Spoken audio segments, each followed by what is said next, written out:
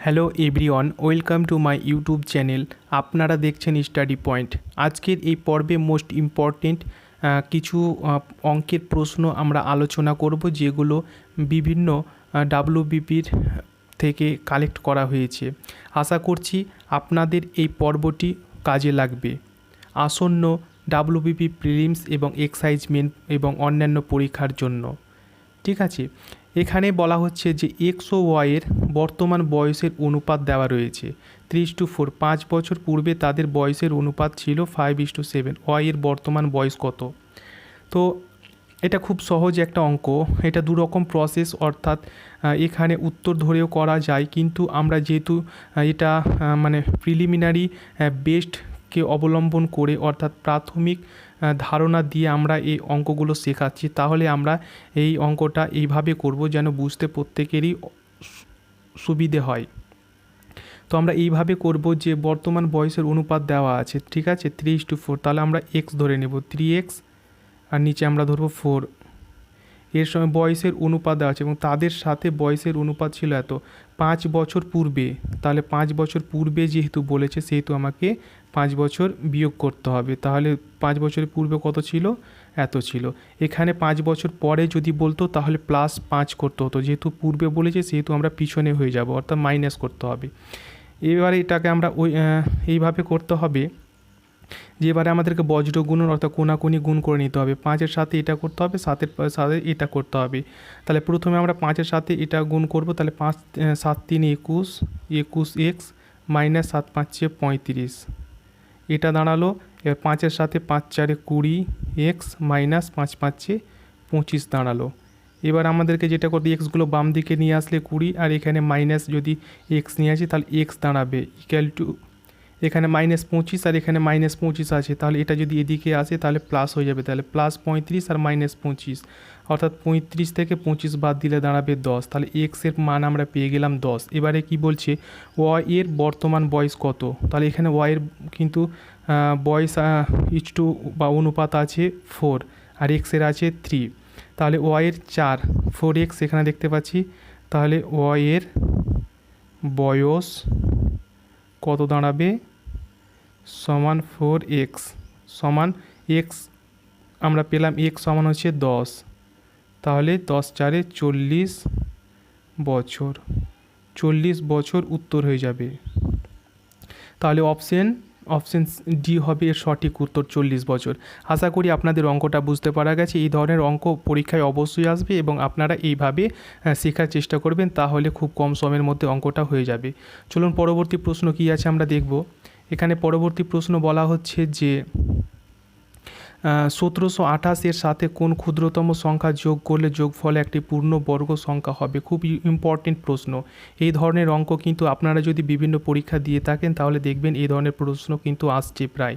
তাহলে 1728 এর সাথে কোন ক্ষুদ্রতম সংখ্যা যোগ? তাহলে 1728কে আমরা এইভাবে করব, যেখানে প্রথমে আমরা এই দুটো নেব, তারপর এই দুটো ধরবো। তাহলে এই প্রথম এই 2 ডিজিটকে যদি আমরা বর্গ করি, তাহলে 3 3 9, 4 4 16, তাহলে 4-এর বর্গ করে যাবে, 4 4 16, 1 28।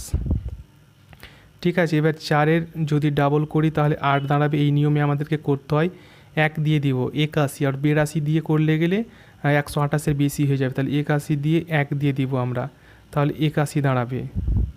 7 47 দাঁড়ালো। তাহলে আমরা যদি 41-এর বর্গ করি তাহলে কিন্তু এই 47টা অবশিষ্ট হচ্ছে।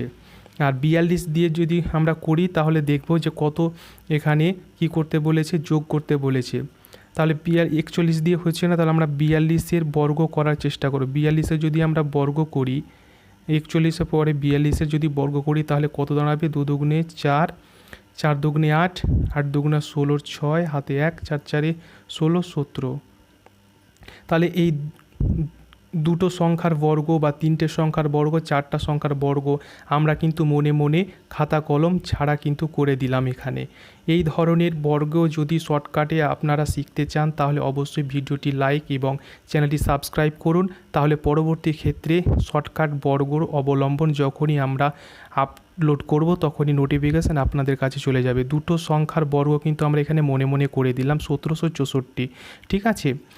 1764 থেকে এখানে 1728 বিয়োগ করতে হবে, তাহলে এখানে 6 আর 5 থেকে 2 বার 3, তাহলে 36 যোগ করতে হবে। যদি আমরা 36 যোগ করি তাহলে কিন্তু এটা একটা পূর্ণবর্গ সংখ্যা হবে, অর্থাৎ 1764 হচ্ছে একটা পূর্ণবর্গ সংখ্যা। তাহলে 1728-এর সাথে আমাকে 36 যোগ করতে হবে, তাহলে বি হচ্ছে এর সঠিক উত্তর। Option B is the right answer. আশা করি বুঝতে পারা গেছে। যদি ভিডিওগুলো ভালো লেগে থাকে তাহলে অবশ্যই একটা লাইক করবেন এবং চ্যানেলটা সাবস্ক্রাইব করবেন। পরবর্তী যখন আমরা অঙ্কের বা রিজনিংয়ের মোস্ট ইম্পর্টেন্ট ভিডিও আপলোড করব, সেই নোটিফিকেশান যেন আপনাদের মোবাইলে অবশ্যই সবার আগে পৌঁছে যায়। চলুন এবার দেখি পরবর্তী প্রশ্ন কি রয়েছে। এখানে বলছে 680 টাকাকে এ বি সি এর মধ্যে এমনভাবে ভাগ করা হলো যাতে এ বি এর 2/3 অংশ এবং বি সি এর 1/4 অংশ পায়, তাহলে বি কত টাকা পাবে? খুব গুরুত্বপূর্ণ প্রশ্ন। এটা কিন্তু ডাব্লিউবিপির প্রিভিয়াস ইয়ার থেকে কালেক্ট করা হয়েছে। দেখুন যে তাহলে এখানে কিন্তু বলা হচ্ছে এ বি এর এরকম ধরনের অঙ্ক যদি আসে তাহলে প্রথমে আপনাকে সি ইকুয়াল টু 100 ধরে করতে হবে। সি ইকুয়াল টু 100 আর বি ইকুয়াল টু কত বলছে এখানে দেখুন প্রশ্নে বলছে বি সি এর 1/4 অংশ, সি এর 1/4, সি সমান আমরা জানি 100 ধরেছি, এর 1/4 অংশ সমান কত দাঁড়াবে? এটা দিয়ে যদি আপনি কাটাকাটি করে দেন তাহলে দাঁড়াবে 25। আর এ কি বলছে যে এ বি এর 2/3 অংশ, বি এর 2/3 অংশ, তাহলে বি সমান আমরা এখানে দেখলাম বি সমান হচ্ছে 25, তাহলে এর 2/3 অংশ, তাহলে 25 দুগুণা 50/3, তাহলে এ বি সি তিনটের মান আমি পেয়ে গেলাম। তাহলে 680 টাকাকে এ বি সি এর মধ্যে এবারে ভাগ করে দিব, তাহলে বি কত টাকা পাবে? অতএব বি কত টাকা পাবে আমরা দেখব যে টোটাল টাকা হচ্ছে 680, বি যেহেতু পাবে সেহেতু বি এর যে মান সেটা কিন্তু 25টা আমরা সবসময় উপরে লিখব। এবার টোটাল যেটা মান এ বি সি সেটা আমাদেরকে বের করতে হবে। এটা বের করার একটা নিয়ম হচ্ছে যে এ বি সি যদি আমরা বের করি তাহলে কিন্তু তিনটেরই কী করে দিতে হবে? লসাগু করে দিতে হবে। 25 প্লাস 50 3, তাহলে যদি আমরা এটাকে লসাগু করি তাহলে দাঁড়াবে 3 দিয়ে এখানে দাঁড়াবে 300 প্লাস 75 প্লাস 50, এখানে কত দাঁড়ালো? তাহলে 50 400 425, 425/3 হচ্ছে এটা কি? লসাগু। এই লসাগুটা আমাদেরকে কি করতে হয়? নিচে লিখতে হবে 3, তাহলে টোটাল কত দাঁড়াবে? 680 গুণিত 25/1 গুণিত 3/425, তাহলে 25 4 8 বা 4 8 4 আর 4 8, তাহলে 4 4 16 17, 25কে 17 সঙ্গে গুণ করলে কিন্তু 485 পাবো।